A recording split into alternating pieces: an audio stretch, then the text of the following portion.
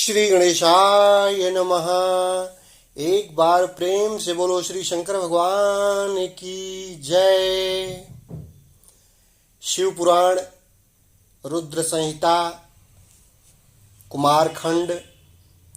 ब्रह्मा जी की आज्ञा से कुमार कार्तिकेय का युद्ध के लिए जाना, ताड़कासुर के साथ उनका भीषण संग्राम और उनके द्वारा ताड़कासुर का वध, तत्पश्चात देवों द्वारा कुमार का अभिनंदन और स्तवन, कुमार का उन्हें वरदान देकर कैलाश पर जा शिव पार्वती के पास निवास करना। तब ब्रह्मा जी ने कहा, शंकर सुवन स्वामी कार्तिक, तुम तो देवाधिदेव हो। पार्वती सुत विष्णु और ताड़कासुर का यह व्यर्थ युद्ध शोभा नहीं दे रहा है, क्योंकि विष्णु के हाथों इस तारक की मृत्यु नहीं होगी। यह मुझसे वरदान पाकर अत्यंत बलवान हो गया है। यह मैं बिल्कुल सत्य बात कह रहा हूँ। पार्वती नंदन, तुम्हारे अतिरिक्त इस पापी को मारने वाला दूसरा कोई नहीं है। इसलिए महाप्रभु, तुम्हें मेरे कथनानुसार ही कार्य करना चाहिए। परम तप, तुम शीघ्र ही उस दैत्य का वध करने के लिए तैयार हो जाओ, क्योंकि पार्वती पुत्र ताड़क का संहार करने के निमित्त ही तुम शंकर से उत्पन्न हुए हो। ब्रह्मा जी कहते हैं, मुने, यूं मेरा कथन सुनकर शंकर नंदन कुमार कार्तिकेय ठट्ठा कर हंस पड़े और प्रसन्नता पूर्वक बोले, तथास्तु, ऐसा ही होगा। तब महान ऐश्वर्यशाली शंकर सुवन कुमार तारकासुर के वध का निश्चय करके विमान से उतर पड़े और पैदल हो गए।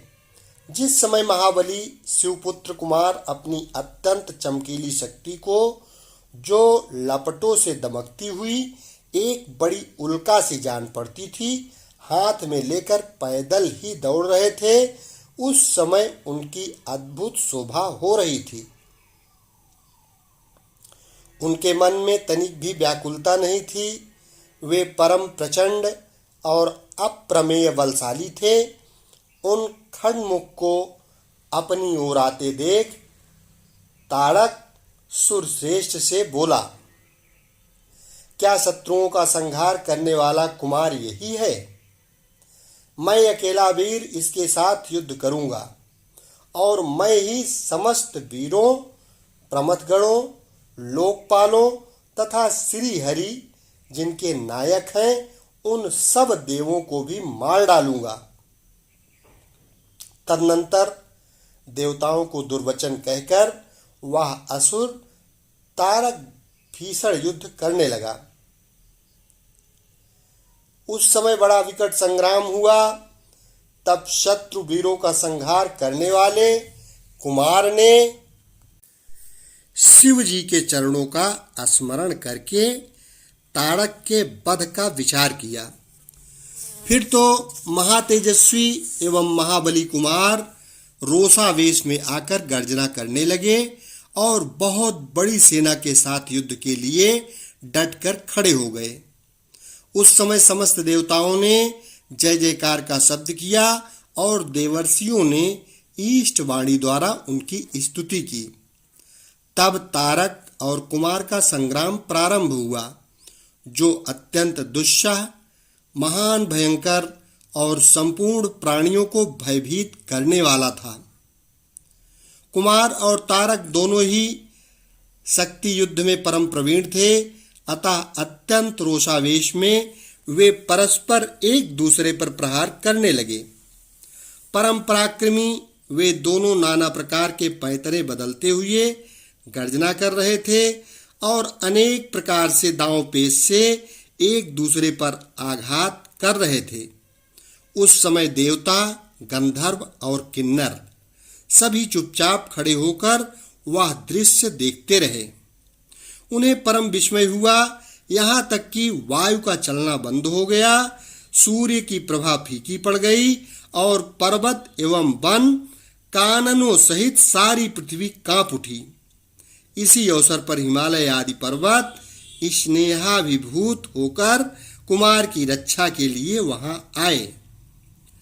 तब उन सभी पर्वतों को भयभीत देखकर शंकर एवं गिरिजा के पुत्र कुमार उन्हें सांत्वना देते हुए बोले। कुमार ने कहा, महाभाग पर्वतों, तुम लोग खेद मत करो, तुम्हें किसी प्रकार की चिंता नहीं करनी चाहिए। मैं आज तुम सब लोगों की आंखों के सामने ही इस पापी का काम तमाम कर दूंगा।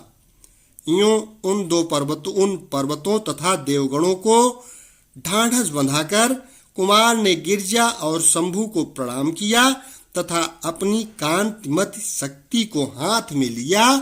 शंभु पुत्र कुमार महाबली तथा महान ऐश्वर्यशाली तो थे ही, तब उन्होंने ताड़क का वध करने की इच्छा से शक्ति हाथ में ले ली। उस समय उनकी अद्भुत शोभा हुई। तदनंतर शंकर जी के तेज से संपन्न कुमार ने उस शक्ति से ताड़कासुर पर, जो समस्त लोगों को कष्ट देने वाला था, प्रहार किया। उस शक्ति के आघात से ताड़कासुर के सभी अंग छिन्न भिन्न हो गए और संपूर्ण असुर गणों का अधिपति वह महावीर सहसा धराशायी हो गया। मुने सबके देखते देखते वहीं कुमार द्वारा मारे गए ताड़क के प्राण पखेरु उड़ गए। उस उत्कृष्ट वीर ताड़क को महासमर में प्राण रहित होकर गिरा हुआ देखकर वीरवर कुमार ने पुनः उस पर वार नहीं किया। उस महाबली दैत्यराज ताड़क के मारे जाने पर देवताओं ने बहुत से असुरों को मौत के घाट उतार दिया। उस युद्ध में कुछ असुरों ने भयभीत होकर हाथ जोड़ लिए, कुछ के शरीर छिन्न भिन्न हो गए और हजारों दैत्य मृत्यु के अतिथि बन गए। कुछ शरणार्थी दैत्य अंजलि बांधकर पाहि पाहि रक्षा कीजिए यूं पुकारते हुए कुमार के शरणापन्न हो गए। कुछ मार डाले गए और कुछ मैदान छोड़कर भाग गए। सहस्रों दैत्य जीवन की आशा से भागकर पाताल में घुस गए। उन सब की आशाएं भग्न हो गईं और मुख पर दीनता छाई हुई थी। मुनीश्वर, इस प्रकार वह सारी दैत्य सेना विनष्ट हो गई। दैत्य गणों के भय से कोई भी वहां ठहर न सका।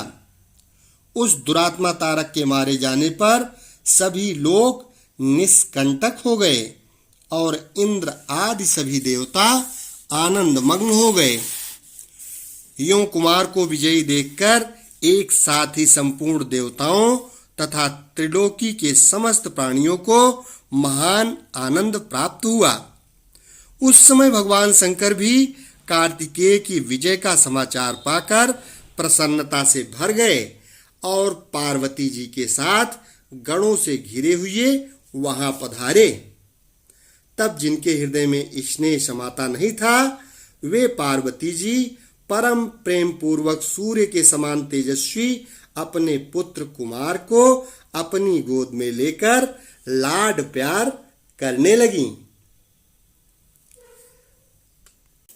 उसी अवसर पर अपने पुत्रों से घिरे हुए हिमालय ने बंधु बांधवों तथा अनुयायियों के साथ आकर शंभु, पार्वती और गुह का स्तवन किया।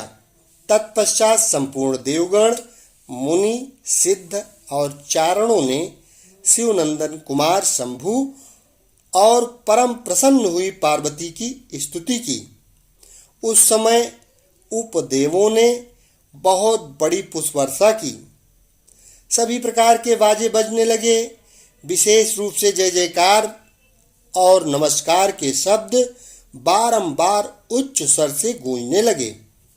उस समय वहां एक महान विजयोत्सव मनाया गया, जिसमें कीर्तन की विशेषता थी और वह स्थान गाने बजाने के शब्द तथा अधिकाधिक ब्रह्म घोष से व्याप्त था। मुने, समस्त देवगणों ने प्रसन्नता पूर्वक गा बजाकर तथा हाथ जोड़कर भगवान जगन्नाथ की स्तुति की। तत्पश्चात सबसे प्रशंसित तथा अपने गणों से घिरे हुए भगवान रुद्र जगत जननी भवानी के साथ अपने निवास स्थान कैलाश पर्वत को चले गए। इधर ताड़क को मारा गया देखकर सभी देवताओं तथा अन्य समस्त प्राणियों के चेहरे पर हंसी खेलने लगी। वे भक्ति पूर्वक शंकर सुवन कुमार की स्तुति करने लगे। देव, तुम दानव श्रेष्ठ तारक का हनन करने वाले हो, तुम्हें नमस्कार है। शंकर नंदन, तुम बाणासुर के प्राणों का अपहरण करने वाले तथा प्रलंबासुर के विनाशक हो, तुम्हारा स्वरूप परम पवित्र है, तुम्हें हमारा अभिवादन है। ब्रह्मा जी कहते हैं, मुने, जब विष्णु आदि देवताओं ने इस प्रकार कुमार का स्तवन किया, तब उन प्रभु ने सभी देवों को क्रमशः नया नया वर प्रदान किया। तत्पश्चात पर्वतों को स्तुति करते देखकर वे शंकर तनय परम प्रसन्न हुए और उन्हें वर देते हुए बोले। स्कंद ने कहा, भूधरों, तुम सभी पर्वत तपस्वियों द्वारा पूजनीय तथा कर्मठ और ज्ञानियों के लिए सेवनीय होगे। ये जो मेरे मातामह नाना पर्वत श्रेष्ठ हिमवान हैं, ये महाभाग आज से तपस्वियों के लिए फलदाता होंगे। तब देवता बोले, कुमार, यूं असुर राज तारक को मारकर तथा देवों को वर प्रदान करके तुमने हम सबको तथा चराचर जगत को सुखी कर दिया। अब तुम्हें परम प्रसन्नता पूर्वक अपने माता पिता पार्वती और शंकर का दर्शन करने के लिए शिव के निवास भूत कैलाश स्थान पर जाना चाहिए। ब्रह्मा जी कहते हैं, मुने, तदनंतर सब देवताओं के साथ विमान पर चढ़कर कुमार स्कंद शिव जी के समीप कैलाश पहुंच गए। उस समय शिव शिवा ने बड़ा आनंद मनाया। देवताओं ने शिव जी की स्तुति की। शिव जी ने उन्हें वरदान तथा अभय दान देकर विदा किया। मुने, उस अवसर पर देवताओं को परम आनंद प्राप्त हुआ। वे शिव, पार्वती तथा शंकर नंदन कुमार के रमणीय यश का बखान करते हुए अपने अपने लोक को चले गए। इधर परमेश्वर शिव भी शिवा, कुमार तथा गणों के साथ आनंद पूर्वक उस पर्वत पर निवास करने लगे। मुने, इस प्रकार जो शिव भक्ति से ओतप्रोत सुखदायक एवं दिव्य है, कुमार का वह सारा चरित्र मैंने तुमसे वर्णन कर दिया। अब और क्या सुनना चाहते हो? अध्याय 9 से 12 तक संपन्न हुआ। एक बार प्रेम से बोलो देवादिदेव महादेव की जय। जगत जननी मैया पार्वती की जय। कार्तिकेय जी भगवान की जय। शेष अगले भाग में।